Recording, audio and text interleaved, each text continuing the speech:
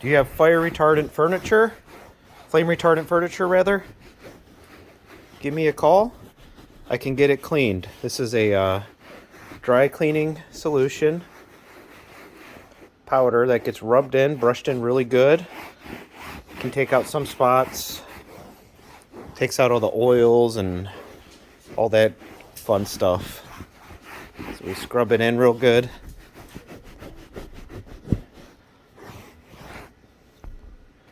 And then we vacuum it out.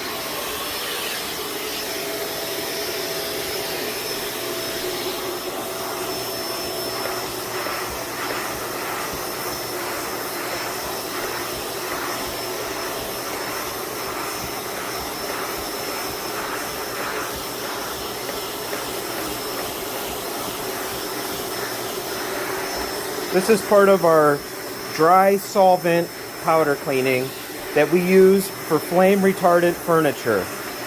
This is the best way to do it because any little bit of moisture that would hit a flame retardant piece has the potential to turn it yellow and cause a lot of damage. So this is what we do.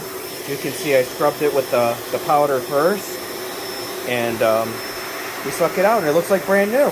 Pretty awesome. All right, all cleaned up. Looks good.